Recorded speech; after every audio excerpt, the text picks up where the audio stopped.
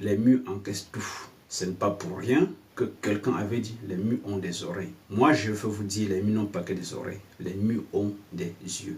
Les murs encaissent. Les murs ont des émotions. Ça veut dire que la mauvaise énergie, les mauvaises vibrations, les mauvaises émotions, les murs encaissent. Les murs retiennent. Les murs gardent. Les murs distribuent. Une fois que vous entrez dans ce genre de maison, tout ceci retourne contre vous. Vos enfants parfois deviennent têtus, d'autres qui tombent malades, certains qui deviennent indisciplinés, et du coup, la vie se complique. Parfois, vos couples s'entre-déchirent, le mari qui était toujours attentionné, du coup, il change d'attention, il est occupé, préoccupé. Vous sentez cette charge, cette lourdeur, vous sentez la joie vous quitter, vous sentez la paix vous quitter. Vous sentez que les choses ne vont plus comme il faut. Vous sentez des présences. Vous sentez des présences dans une certaine subtilité dont vous ne vous pouvez pas forcément expliquer. Vous sentez des bouffées de chaleur inexplicables. L'ombre qui bouge. Parfois une cuillère qui tombe par-ci. Un couteau qui tombe par-là. Des micro-bruits sans que vous ne sachiez trop où ça vient ni comment ça se produit. Et vous vous dites tout simplement que bon... peut-être c'est le vent, peut-être c'est une petite bête qui est passée par là. Vous sentez les bruits sur la toiture, dans le plafond. Vous sentez constamment des bruits. Parfois c'est comme si les murs vous regardaient. Dans l'obscurité, parfois vous voyez des petits éclairs. C'est autant de choses qu'il faut savoir observer, savoir comprendre, savoir dénicher, décoder lorsque vous pénétrez une nouvelle maison. Et il faut toujours prendre le temps de nettoyer la maison, de fond en comble, nettoyer physiquement, nettoyer de façon spirituelle. Sinon, vous entrez étant bien portant, et une fois que vous êtes dans la maison, vos problèmes commencent. Vous entrez le cœur joie, le pas léger, et une fois que vous êtes dans la maison, vos lourdeurs commencent. Vous entrez avec le cœur plein d'amour, la famille en harmonie, mais une fois que vous êtes dans cette maison, habité par de mauvaises énergies, les disputes commencent, les malentendus commencent, les maladies surviennent, l'indiscipline infantile surgit, l'infidélité des couples accompagne, tout ce que vous avez toujours détesté commence à vous arriver. Parce que votre aura en vient à être salie une fois que vous pénétrez une telle maison. Vous pénétrez dans l'ombre obscure des personnes qui vous ont précédé. Vous pénétrez dans la saleté, dans la négativité de ceux qui vous ont précédé. Et c'est comme ça, vous constatez que dans ce genre de maison, parfois, vous perdez votre boulot. Vous êtes licencié. Avec les collègues, plus rien ne marche. Avec des amis, plus rien ne marche. Une fois que vous êtes dans une maison, même les animaux domestiques ne se sentent plus bien. Le chat est agité. Le chien commence à aboyer. L'oiseau panique dans sa cage. C'est autant de signaux qui doivent attirer votre attention lorsque vous pénétrez une nouvelle maison. Vous voyez l'enfant pleure pour rien. Le bébé pleure. Le bébé saute au cours de la nuit. Les enfants qui dormaient paisiblement fuient leur chambre. Les enfants font des cauchemars. Ils se réveillent le matin tout en sueur. Quand il faut retourner à la maison, l'enfant commence à traîner le pas. Vous-même, quand vous voulez retourner à la maison, vous sentez quelque chose qui ne va pas. Vous sentez une certaine lourdeur. La maison, elle est bien jolie, elle est bien faite, mais vous sentez qu'il y a quelque chose qui ne va pas. Ce sont des signaux qui doivent vous interpeller. Les maisons, c'est comme des vêtements sales.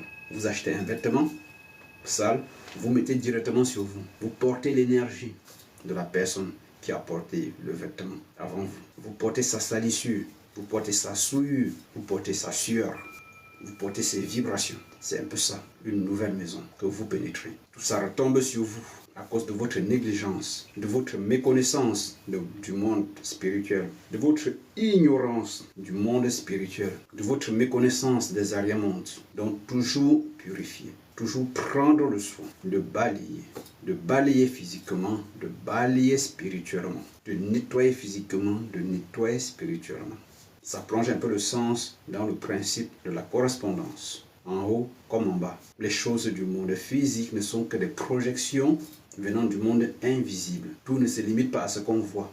Tout ne se limite pas aux choses physiques, matérielles, denses, à la matière dense. Ce qu'on voit n'est qu'une infime partie de ce qui existe, des existants. Ce qu'on voit n'est qu'une infime partie des choses existentielles. Plongez votre regard plus loin, au-delà des simples choses visibles, au-delà des choses du monde de sens. Nous vivons dans le monde des sens, c'est-à-dire le monde où tout se vit par les sens. Les cinq sens, voir, toucher, sentir, entendre, c'est ça le monde des sens. Mais tout ne se limite pas que là. Il y a des éléments des entités qui vivent avec nous, des entités invisibles à l'œil nu, mais qui sont bien là.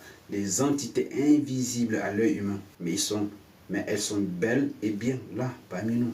Les énergies sont invisibles, mais c'est pourtant là. Tout n'est qu'énergie. L'énergie primordiale, l'énergie vitale, toute forme d'énergie, l'énergie cosmique, l'énergie fondamentale. Le monde n'est qu'énergie. Tout vibre à travers l'énergie qui nous entoure. Même nous ne vivrons que parce que nous sommes habités par l'énergie. Nous ne sommes en vie que parce qu'il y a cette énergie vitale qui nous tient, qui nous fait mouvoir. Le cerveau ne pense que parce qu'il y a cette vibration énergétique. C'est ça qui fait tourner le cerveau. Nous vivons dans un monde d'énergie. L'univers est structuré par l'énergie. C'est ce qu'on appelle l'énergie primordiale, qui est en tout, partout, qui est vie en tout, qui est vibration en tout.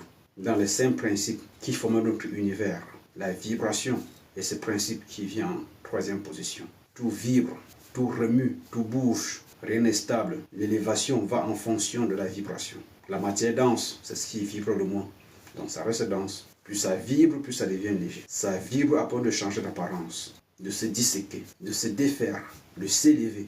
Plus vous vibrez, plus vous vous élevez. Plus l'énergie qui vous habite vous fait vibrer, plus vous vous élevez. Maintenant, la matière qui vibre la moins possible, c'est la matière dense. Plus vous vibrez, plus à un moment donné, c'est comme si vous êtes devenu stable, statique. C'est comme une roue de voiture qui tourne. Au départ, on voit bien le rayonnement des jantes. Mais quand la voiture atteint une certaine vitesse, c'est comme si ça ne tournait plus. Vous regardez la roue, c'est comme si c'est statique, ça ne bouge plus. Pourtant, c'est là, ça atteint des vitesses incommensurables, des fortes vitesses. Donc, c'est un peu ça l'énergie. Plus ça vibre, plus ça devient léger. Plus ça devient léger, plus ça s'élève. Plus ça s'élève, plus ça découvre d'autres sphères, d'autres plans de vie. Même une corde dense, comme une pierre. Si on la fait vibrer, tourner à une certaine force, une forte allure, à un moment donné, la pierre commence à perdre de sa densité. Ça perd de sa densité avec cette énergie qui la chauffe. Ça commence par des couleurs rouges, après rouge vif, après jaune, après vert, bleu, jusqu'à atteindre la couleur violette qui est la dernière. Et si on continue à la faire tourner davantage, elle se dissèque. On n'entend plus le son, mais c'est parce qu'on n'entend plus le son que le son n'est pas là. Mais ce son n'est plus audible à l'oreille humaine. C'est un son qui n'est plus audible. Et si on fait tourner davantage, elle perd carrément de sa composition. Ça veut dire même les atomes en viennent à se disséquer. Et la pierre devient carrément invisible. Elle s'élève. C'est un peu ça la vibration. Donc chaque être doit entretenir cette vibration en lui. Entretenir cette vibration autour de lui. Entretenir de l'énergie en lui. Entretenir l'énergie autour de lui pour maintenir une certaine fréquence vibratoire, la quantité suffisante pour lui permettre de tenir, de s'élever, de se maintenir. Les champs énergétiques doivent être entretenus. Des espaces dont nous habitons doivent être énergétiquement entretenus. Des personnes qui sont les nôtres, comme nos enfants et autres, doivent être énergétiquement entretenues. Il ne suffit pas juste d'apporter des beaux vêtements, d'offrir des jouets de qualité, mais il faut aussi veiller de façon spirituelle. Veiller sur l'énergie des enfants. Veiller sur leur code vibratoire. Veiller sur leur être essentiel. C'est ça qui crée cette harmonie au sein d'une famille. C'est ça qui crée la paix, la bonne entente au sein d'une famille. Ce n'est pas les jouets qui entretiennent l'amour entre les parents et les enfants. On a vu des familles extrêmement pauvres, mais très soudées. Des familles extrêmement riches, mais tellement divisées. C'est dû à ce dont je suis en train de vous parler. Ce manque d'harmonie vibratoire, ça veut dire que tout le monde ne vibre pas au même niveau. Tout le monde n'est pas à la même appartenance vibratoire. Tout le monde n'est pas situé à la même échelle. Il y a confrontation au lieu qu'il y ait union. Il y a choc. Et voilà pourquoi dans certaines familles, même plutôt bien, sociétalement, il y a toujours des divisions, toujours des malentendus. Il faut entretenir, purifier, veiller, assainir les énergies familiales, les énergies de l'espace que nous habitons. Et pour cela, je vous recommande, pour ceux qui sont dans le besoin de cet assainissement, de cette purification, de me contacter en inbox afin que je puisse, pour eux et personnellement, concevoir des kits de purification personnalisés en fonction de leurs besoins, en fonction de leurs demandes, en fonction de leurs problèmes, en fonction de la gravité de leur situation, en fonction de leur signature énergétique, en fonction de leurs empreintes vibratoires. Concevoir un kit personnalisé qui répond à leurs attentes afin qu'ils puissent faire ce qu'on appelle de l'autopurification.